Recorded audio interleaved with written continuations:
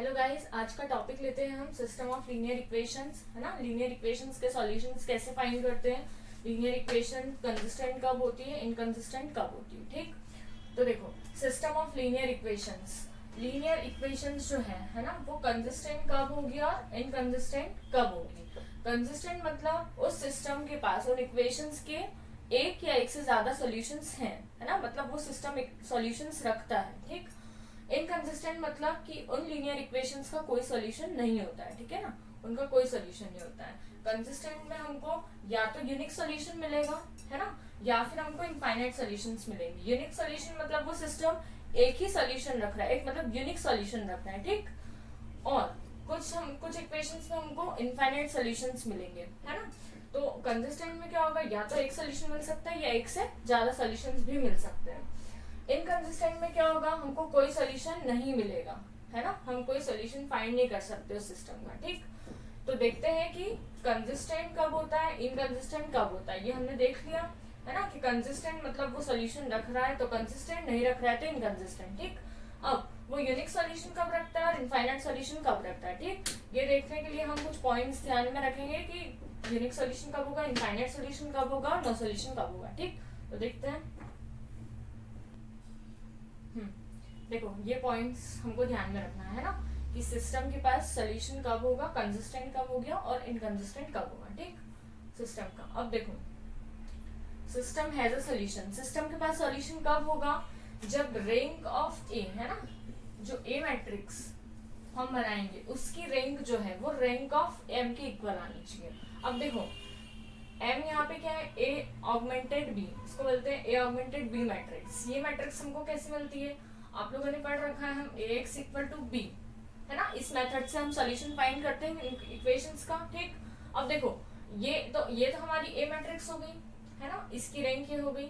अब ये जो हम मैट्रिक्स बनाते हैं ए ऑगमेंटेड बी मैट्रिक्स, है ना, इन दोनों से जो हम मैट्रिक्स बनाते हैं उसको हम बोलते हैं ऑगमेंटेड मैट्रिक्स। ठीक, ये हमारी ये सिंपल ये मैट्रिक्स ए होती है और ये बी जो हमारे कॉन्स्टेंट्स होते हैं वो ये होते हैं। ठीक, अब देखो अगर हमको ए की रैंक ए ऑगमेंटेड बी यानी एम मैट्रिक्स की इक्वल मिल जाए तो उस सिस्टम का सॉल्यूशन होगा। ठीक, और अगर हमको ये रैंक इक्वल नहीं मिल रही है ना, अगर इनकी रैंक इक्वल नहीं आ रही है तो हमको आगे कोई सॉल्व ही नहीं करना है, क्योंकि सिस्टम के पास कोई सॉल्यूशन होगा ही नहीं। ठीक, हमको बात करनी है इस पॉइंट की, है ना, जब हमको इन दोनों की रैंक इक्वल मिल रही है। ठीक, अब इन दोनों की रैंक हमको इक्वल मिल रही है तो यूनिक सॉल्यूशन कब होगा और इनफाइनाइट सॉल्यूशन कब होगा, ये हमको देखना है। ठीक, तो उसके लिए ये पॉइंट एक और देख लो पहले। देखो ये इससे रिलेटेड है, rank of A does not equal to rank of M. देखो क्या करेंगे हम, जब हम सॉल्यूशन फाइंड करेंगे, है ना, तो हम क्या करेंगे कि इसको हम एक्लेन फॉर्म में कन्वर्ट कर देंगे, इस मैट्रिक्स को, है ना, ए ऑगमेंटेड बी मैट्रिक्स को हम एक्लेन फॉर्म में कन्वर्ट करेंगे। अब हमने एक्लेन फॉर्म तो देख ही रखा है कि एक्लेन फॉर्म क्या होता है ना, कैसे कन्वर्ट करते हैं एक्लेन फॉर्म में। अब जो हमारा एक्लेन फॉर्म आएगा उसमें इस टाइप की कोई रो नहीं होनी चाहिए।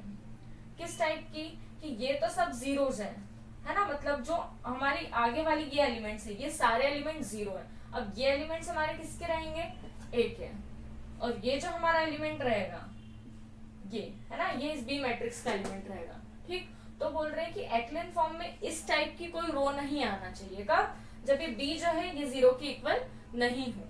देखो ये एग्जांपल देखो, जैसे कि मैंने लिख दिया 1 2 3 और ये तो हमारी ए मैट्रिक्स चल रही है, या 2, ये हमारी ए मैट्रिक्स चल रही है और ये हमारी बी मैट्रिक्स चल रही है। ये ले लो 0 0 और 3, है ना। अब देखो इसकी रैंक क्या आ गई, ये जो है ना ये ए मैट्रिक्स है, इसकी रैंक क्या आ रही है, रैंक मतलब नंबर ऑफ इंडिपेंडेंट रोज। ठीक है ना, तो कितनी है वो सिर्फ 1। ठीक, या नंबर ऑफ नॉन जीरो रोज, तो इसकी रैंक क्या आ रही है 1, है ना। अब अगर हम इसकी रैंक देखें ए ऑगमेंटेड बी, तो इसकी जब हम रैंक देखते हैं तो हम इस पूरी मैट्रिक्स की रैंक देखते हैं कि ये हमको पूरी मैट्रिक्स क्या दे रहा है। सिर्फ ऐसा नहीं कि ये देख लिया कि यहाँ एक 0 आ रहा है ये 3 तो इसकी भी रैंक 1 हो गई, नहीं, इसकी जब हम रैंक निकालते तो वो हम इस पूरे की रैंक देखते हैं, है ना।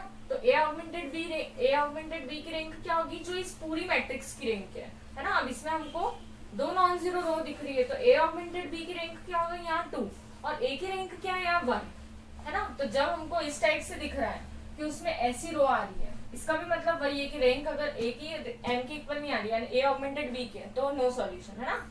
और ये अगर इस टाइप की भी हमको दिख रही है 0 0, पहले से हमको इस टाइप की अगर कोई फॉर्म दिख रही है एक्लेन फॉर्म कन्वर्ट करनी, ठीक है ना, तो हमको ये पता, मतलब ये हमको समझ जाना है कि हमको इसका सॉल्यूशन फाइंड ही नहीं करना है ना, क्योंकि इनकी रैंक इक्वल नहीं आ रही है, ठीक। अब देखो यूनिक सॉल्यूशन कब होगा और इनफाइनाइट सॉल्यूशन कब होगा, है ना। तो देखो एक सॉल्यूशन हमको कब मिलेगा, है ना, ये ध्यान रखना है हमको, जब हमारी रैंक जो है ना, rank of A equal to rank of M, ये हमको नंबर ऑफ वेरिएबल्स के इक्वल हो जाए, मतलब हमको जितने वेरिएबल्स दे रखे हैं इक्वेशन में, अगर उतनी ही हमारी रैंक आ रही है तो हमारे पास यूनिक सॉल्यूशन होगा सिस्टम का। और अगर हमारे पास रैंक जो है वो नंबर ऑफ वेरिएबल से कम आ रही है ना, उसके इक्वल नहीं आ रही है, तो हमको उस सिस्टम के इनफाइनाइट सॉल्यूशंस मिलेंगे। Rank of m equal two is less than number of variables, ठीक। तो अगर हमारी रैंक नंबर ऑफ वेरिएबल से कम आ रही है तो हमको कैसा सॉल्यूशन मिलेंगे, तो हमको इनफाइनाइट सॉल्यूशंस मिलेंगे, है ना। और अगर हमारी रैंक इक्वल आ रही है और नंबर ऑफ वेरिएबल्स की इक्वल आ रही है तो हमको यूनिक सॉल्यूशन मिलेगा, ठीक। अब हम एक एग्जांपल लेते हैं, है ना, और देखते हैं कि सॉल्यूशन कैसे फाइंड करते हैं। चलो ये क्वेश्चन दे रखा है ना, solve the following system of equations using matrix method. अब मैट्रिक्स मेथड यानी भाई हमको सॉल्यूशन फाइंड करना है इनका, है ना। अब देखो हमको क्या बनाना है, हमको ए ऑगमेंटेड बी मैट्रिक्स बनाना है ना। तो ए ऑगमेंटेड बी मैट्रिक्स क्या हो जाएगी, देखो ए मैट्रिक्स तो हमारी इससे बनेगी, देखो ए इक्वल टू मैं बता देती हूँ 1 2 3 3 1 2 2 3 1, है ना, ये हमारी ए मैट्रिक्स। यहाँ पे क्या जाएगा x y z, क्योंकि यही हमारे वेरिएबल दे रखे हैं, है ना, और इक्वल टू b यानी ये मैट्रिक्स 14 11 11, है ना, ax इक्वल टू b, इस टाइप से निकालते हैं हम सोल्यूशन, है ना। अब हमको क्या करना है, ए ऑगमेंटेड बी मैट्रिक्स फाइंड करना है। तो ए ऑगमेंटेड बी मैट्रिक्स डायरेक्ट बनाते हैं 1 2 3 3 1 2 2 3 1, है ना, ये तो हमारी ए मैट्रिक्स हो गई। बी मैट्रिक्स 14 11 11, ये हो गई हमारी ए ऑगमेंटेड बी मैट्रिक्स, ठीक। अब हमको क्या करना पड़ता है, देखो अब हमको क्या करना पड़ता है कि देखो इसको हमको क्या करना पड़ता है, एक्लेन फॉर्म में कन्वर्ट करना पड़ता है ना। तो एक्लेन फॉर्म में कन्वर्ट करने के लिए देखते हैं क्या बनाना पड़ता है। एक्लेन फॉर्म में कन्वर्ट करने के लिए पहले इसको 0, है ना, तो इसको 0 बनाने के लिए क्या करना पड़ेगा, इसमें 3 का मल्टीप्लाई करेंगे और इसमें से माइनस कर देंगे, है ना। फिर इसको 0 बनाएंगे तो इसके लिए क्या करना पड़ेगा, 2 का मल्टीप्लाई करके इसमें से माइनस कर देंगे, है ना। तो हमको क्या मैट्रिक्स मिलेगी, R2 में हम ऑपरेशन लगा रहे हैं R2 माइनस 3R1, है ना, और R3 में क्या ऑपरेशन लगा रहे हैं R3 माइनस 2R1, ठीक। तो क्या मैट्रिक्स मिलेगी हमको, है ना, तो क्या मिलेगा हमको, इसमें 3 का मल्टीप्लाई करके इसमें से माइनस कर दें तो फर्स्ट रो तो हमको एज इट इज मिलेगी, है ना। सेकंड में यहाँ हो जाएगा 0, 3 का मल्टीप्लाई करो तो ये हो गया 6, 1 माइनस 6 यहाँ मिल जाएगा -5, 2 का 3 का मल्टीप्लाई करा तो यहाँ मिल गया हमको 9, 2 माइनस 9 यहाँ हमको मिल गया -7 इस 2, 3 का मल्टीप्लाई करा 14 में तो हमको क्या मिल जाएगा 3 का मल्टीप्लाई करा हमने 14 में तो हमको मिल जाएगा 42, 42 माइनस 11 क्या मिल जाएगा हमको 31, है ना, -31, ठीक। अब R3 में क्या करना है हमको, R3 में हमको करना है R3 माइनस 2R1, 2 का मल्टीप्लाई करके इसमें से माइनस करना है तो 2 का मल्टीप्लाई करा 0 मिल गया, यहाँ ये 4 हो गया, 3 माइनस 4 यहाँ -1 मिला, ये हो गया हमारा 6, 1 माइनस 6 -5 इस 2 का मल्टीप्लाई करा तो हमको मिल गया 28, है ना, 28 माइनस 11 करा तो ये हमको कितना मिल गया -17, ठीक। अब हमको क्या करना है, अब ये 0 बन गए, अब इसके नीचे वाले को 0 बनाना है ना। तो इसको 0 बनाने के लिए क्या करेंगे, देखो R3 में क्या कर देंगे हम 5R3, देखो R3 में अगर 5 को मल्टीप्लाई कर दें, है ना, और इसमें से माइनस कर दें -R2 तो देखो ये हो जाएगा -5 और इसको माइनस करा तो माइनस माइनस प्लस, तो माइनस प्लस कैंसिल, है ना, तो यहाँ हमको 0 मिल जाएगा। तो हमको क्या मैट्रिक्स मिलेगी, देखो ये फर्स्ट और सेकंड रो ये तो एज इट इज रहेगी 14 ये मिलेगा 0 -5 -7 -31 -31 0।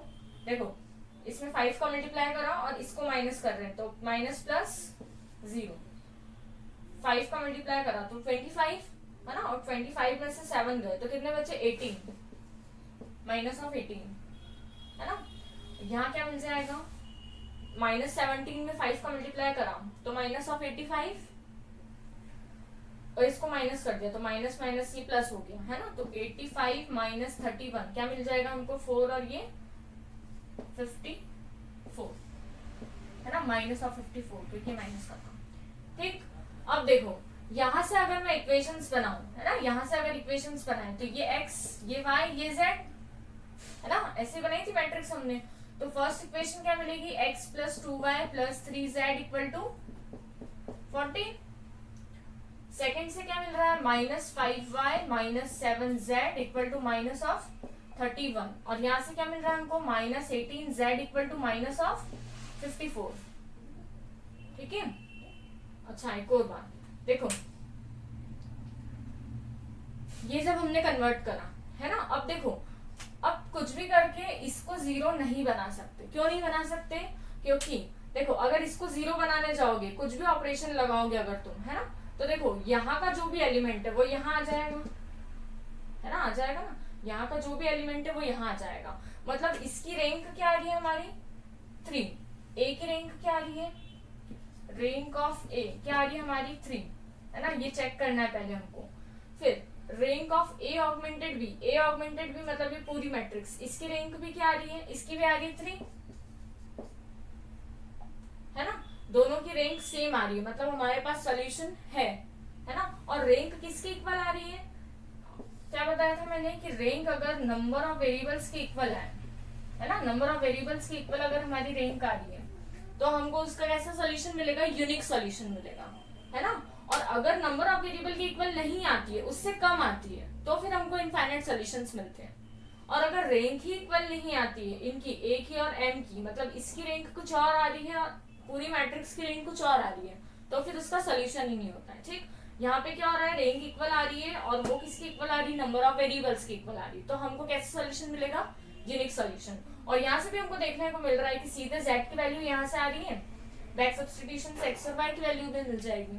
ठीक है, अब z की वैल्यू क्या मिल गई हमको 3 है ना, z की वैल्यू यहाँ से 3 मिल गई। z की वैल्यू यहाँ सब्स्टिट्यूट कर दो इक्वेशन सेकंड में है ना, फ्रॉम इक्वेशन सेकंड ये इधर कर लेते हैं।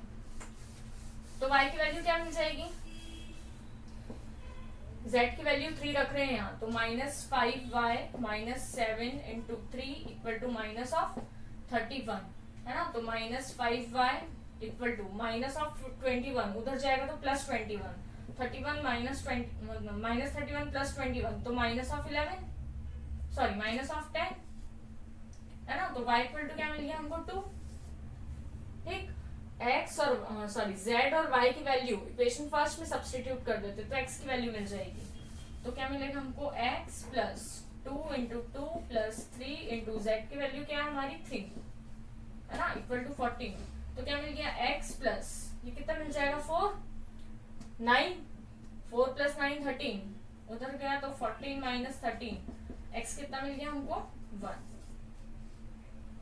है ना। तो हमारी x की वैल्यू आ गई 1, y की वैल्यू आ गई 2 और z की वैल्यू क्या आ गई 3। मिल गया यूनिक सॉल्यूशन है ना। तो यूनिक सॉल्यूशन कब मिलेगा, जब रैंक नंबर ऑफ वेरिएबल्स के इक्वल आ रही। बस कुछ पॉइंट्स याद रखने, बाकी ये मेथड तो पता ही है आपको कि कैसे फाइंड करते हैं सॉल्यूशन है ना। बस हमको ये पॉइंट्स याद रखने हैं कि कंसिस्टेंट कब होगा सिस्टम, इनकंसिस्टेंट कब होगा। ठीक, तो आज की वीडियो में हमने देखा है कि सिस्टम कंसिस्टेंट कब होता है, इनकंसिस्टेंट कब होता है। ठीक है, और यूनिक सॉल्यूशन कब होता है, इनफाइनाइट सॉल्यूशन कब होता है। अब आज हमने जो एग्जांपल देखा है वो हमने यूनिक सॉल्यूशन का देखा है। नेक्स्ट वीडियो में हम इनफाइनाइट सॉल्यूशन और नो सॉल्यूशंस के क्वेश्चन करेंगे कि इनफाइनाइट सॉल्यूशन के स्टेप से फाइंड करना है ना, और कैसे वो निकलता है। और नो सॉल्यूशन मतलब सिस्टम कब हमको सॉल्यूशन नहीं देता है, कब वो इनकंसिस्टेंट होता है। ठीक है, तो नेक्स्ट वीडियो हमारा इनफाइनाइट सॉल्यूशंस और नो सॉल्यूशंस के क्वेश्चंस पर रहेगा। Okay, thank you.